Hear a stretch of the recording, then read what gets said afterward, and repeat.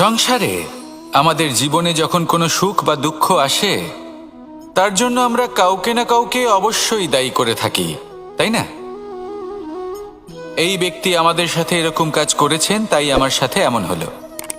ওই ব্যক্তি যদি এমনটা না করতেন, তাহলে আজ আমি ওই স্থানে পৌঁছতে পারতাম।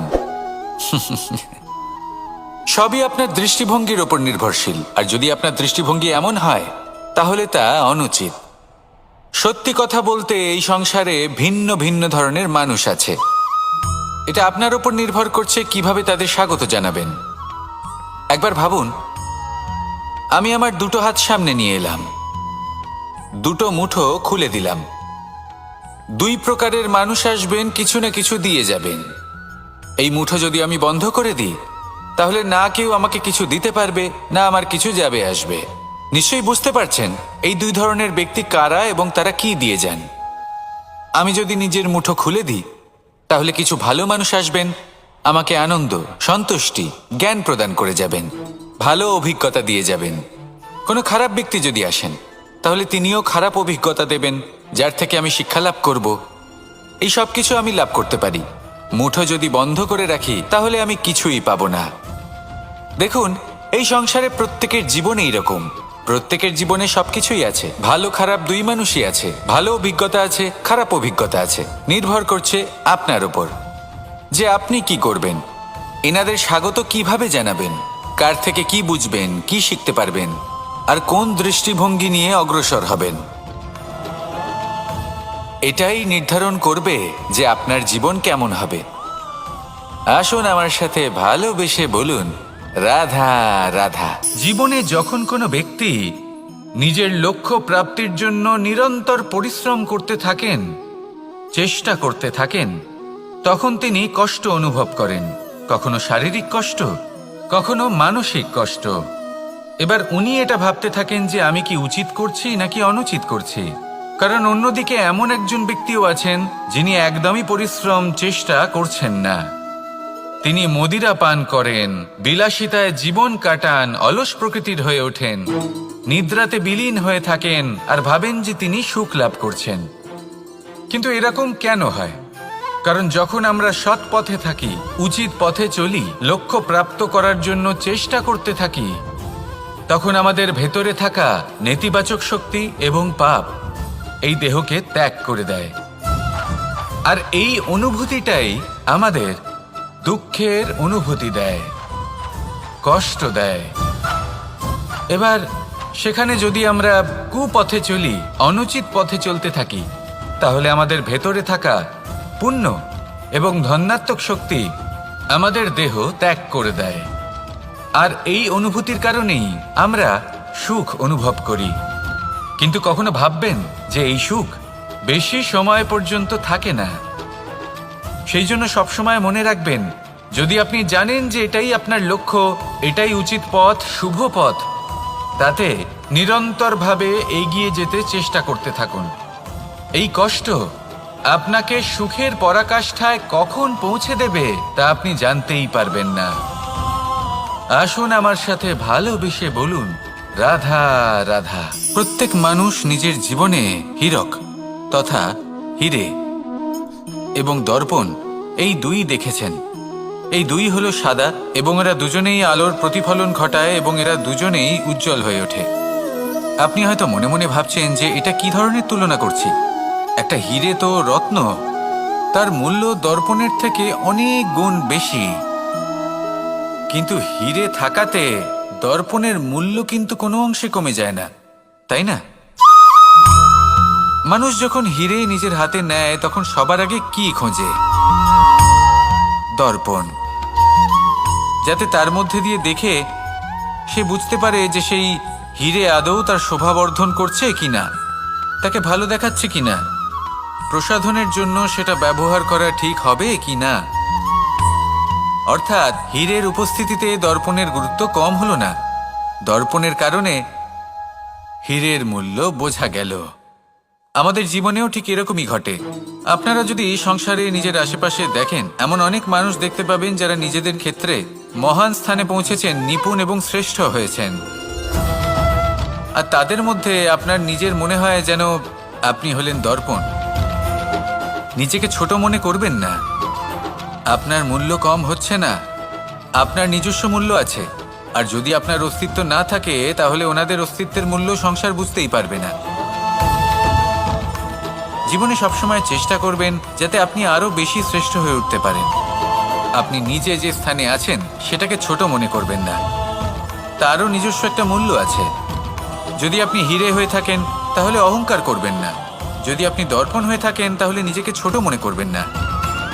আসুন আর আমার সাথে ভালোবেসে বলুন, রাধা রাধা। মানুষ জন্মগ্রহণ করে, তার সাথে ভয়েরও জন্ম হয়। ছোটবেলা থেকেই আমাদের মনে কোনো না কোনো প্রকারের ভয় থেকেই যায়। কেউ এই বিষয়ে ভয় পায় যে তার কোনো বস্তু তার থেকে দূরে চলে যাবে, কেউ এই বিষয়ে ভয় পায় যে আমি নিজেকে হারিয়ে ফেলব, কেউ এই ভেবে ভয় পায় যে আমার প্রিয়জনেরা তারা যেন আমার থেকে দূরে না চলে যায়, কেউ এই ভেবে ভয় পায় যে আমরা যেন পথ না হারিয়ে ফেলি, আদি ইত্যাদি। কিন্তু সত্যি কথা বলতে ভেবে দেখুন, এই ভয় বাস্তবে কি? শুধুই একটা মনস্থিতি, আর কিছুই নয়। যা কিছু আপনি জীবনে পেয়েছেন তা একদিন আপনাকে হারাতে হবে।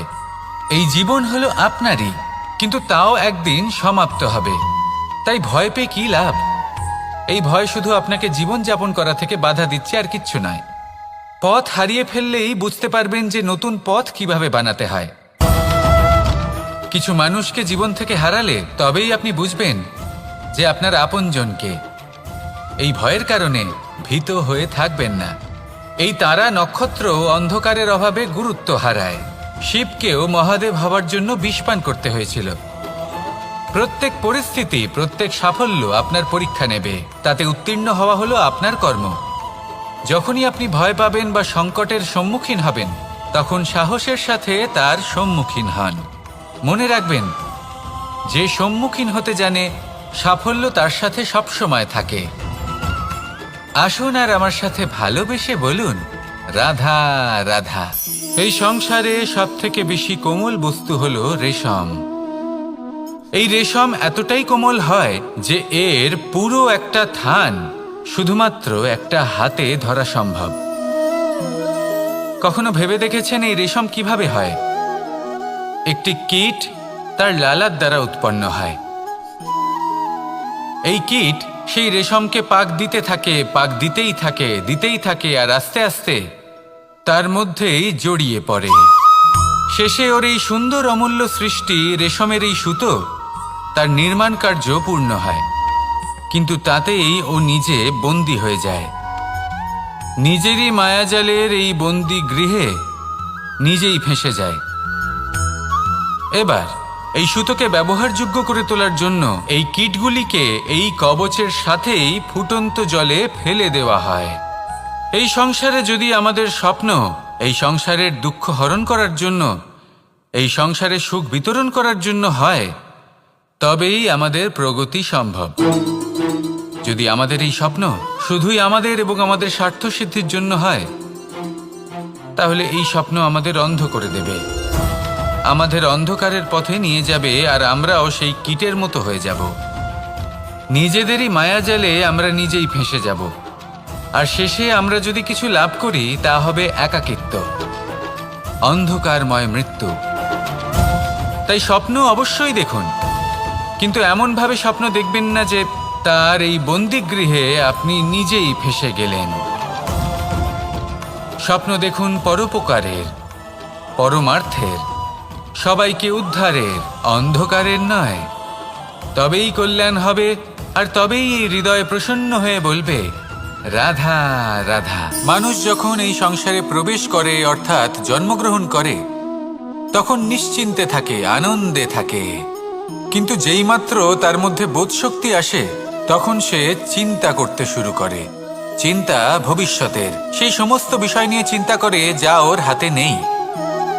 তারপর বড় হয়, বিবাহ সম্পন্ন হয়, গৃহস্থ জীবন যাপন করে, তারপর আবার চিন্তায় মগ্ন হয়ে যায়। ভাবে, এই যে আমার পরিবার, আমি কি ঠিকমতো তার খেয়াল রাখতে পারছি? কাল যখন আমি এই সংসার থেকে চলে যাব, তখন আমার এই পরিবারের দেখাশোনা কে করবে? শেষ পর্যন্ত এই পরিবার তো আমারই উত্তরদায়িত্ব। যাক, আপনাকে একটা প্রশ্ন করি। এই সংসারে আসার পূর্বে আপনি কি এই প্রশ্ন করেছিলেন, এটা ভেবেছিলেন যে আমাকে ছাড়া এই সংসার কিভাবে চলবে? করেননি, তাই তো?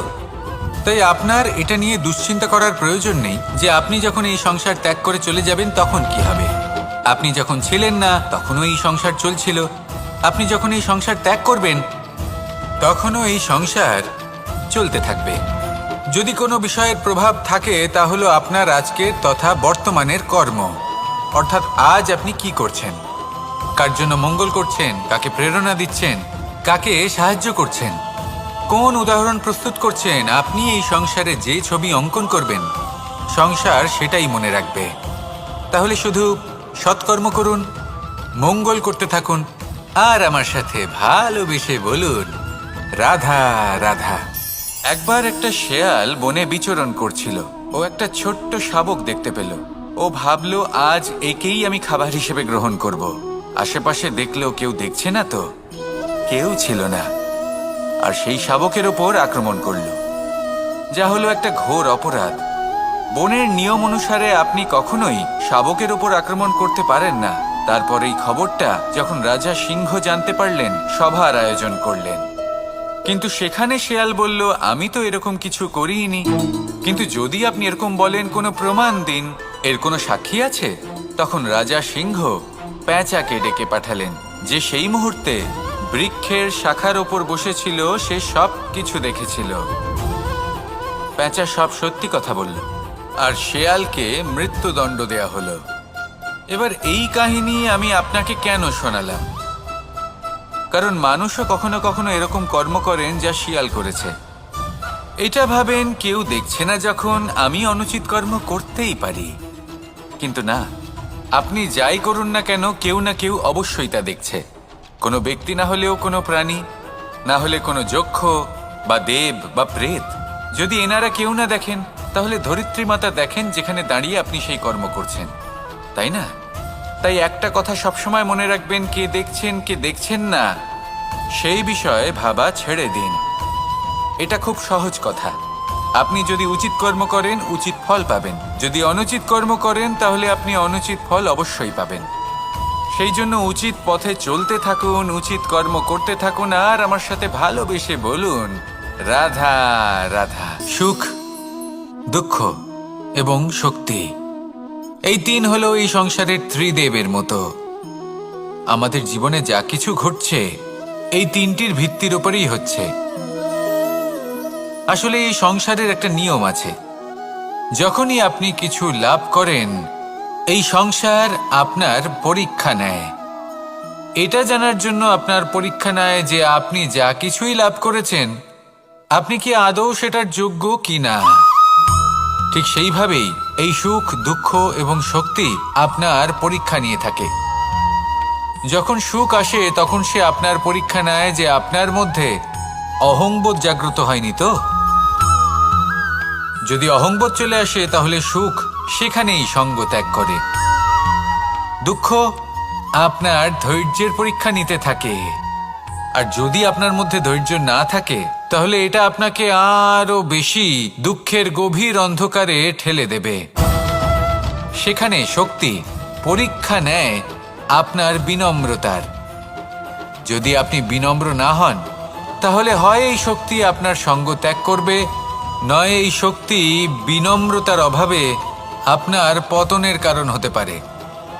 এই সংসারে যে কোনো ব্যক্তি যিনি এই পরীক্ষায় উত্তীর্ণ হয়ে থাকেন, এই জীবনে তিনি সাফল্য লাভ করেন। আসুন আমার সাথে ভালোবেসে বলুন রাধা রাধা। আমি মনুষ্যরূপে জন্ম নিয়েছি এবং সমস্ত কর্ম এই রূপেই করেছি। কিন্তু আশ্চর্যের বিষয় হলো যে আজও মানুষ আসেন এবং হাত জোর করে প্রার্থনা করেন যেন আমি ওনাদের সহায়তা করি। আপনাদের একটা কথা বলতে চাই, আমি সকলকে সাহায্য করতে পারবো না, কিন্তু আমি শিক্ষা অবশ্যই দিতে পারবো, জ্ঞান প্রদান করতে পারবো। এমন কিছু জ্ঞান যার ভিত্তিতে মানুষ যা চাইবেন তাই লাভ করতে পারবেন, যদি সঠিক কর্ম করতে থাকেন। যখন কংসের অসুররা গোকুলে ধ্বংসলীলা চালাচ্ছিলেন তখন আমি কারোর থেকে সাহায্য চাইনি। আমি দাঁড়িয়েছিলাম এবং আমি তার বিরোধিতা করেছিলাম। সবাই বলেন যে আমি ছোট্ট একটা আঙুলে গোবর্ধন পর্বত তুলেছিলাম, কিন্তু আমি কি ওখানে একা ছিলাম? কখনোই নয়। আমার সাথে অসংখ্য গোকুলবাসী, অসংখ্য বর্ষণাবাসী ছিলেন, নিজের হাতে একটা লাঠি নিয়ে। ওনাদের মনোবল, ওনাদের আশীর্বাদ আমার সাথে ছিল। মহাভারতে আমি শুধুই শিক্ষক ছিলাম, আমি শুধুই শিক্ষা দিয়েছি। লক্ষ্য সাধন করেছে অর্জুনই, যুদ্ধ করেছে অর্জুনই এবং জয়ীও হয়েছে অর্জুনই। আমি শুধুই শিক্ষা দিতে পারি। অবশেষে আপনাকে শুধু এটুকুই বুঝতে হবে যে ঈশ্বর সবকিছু করতে পারেন না, করতে হবে আপনাকে। ঈশ্বর আপনাকে আশীর্বাদ করতে পারেন যে কাজ আপনি মন থেকে করবেন সেটা অবশ্যই পূরণ হবে। সেই জন্য নিজের লক্ষ্যের পথে এগোতে থাকুন। চেতনা, বিবেক এবং পরিশ্রমের দ্বারা আপনার যা যা স্বপ্ন আছে, যা লক্ষ্য আছে, আপনি অবশ্যই লাভ করবেন। আর এই মন সুপ্রসন্ন হয়ে বলবে, রাধা রাধা। ভোজন। এই সংসারে যেই হোক না কেন, কোনো মানুষ হোক, কোনো প্রাণী হোক, কোনো কীট হোক বা কোনো বনস্পতি হোক, প্রত্যেকের জন্য ভোজন অতি আবশ্যক। কারণ ভোজন থেকেই শক্তি পাওয়া যায়, আর সেই শক্তি দিয়েই সংসারের, আমাদের জীবনের সমস্ত কার্য করা যায়। এবার এমন এক ধরনের শক্তি হয় যা শীতের ঋতুতে সূর্য থেকে আমরা পেয়ে থাকি, আর আরেক ধরনের উত্তাপ হয় যা দিয়ে ভোজন রান্না করা হয়, সুস্বাদু নানান ধরনের ভোজন।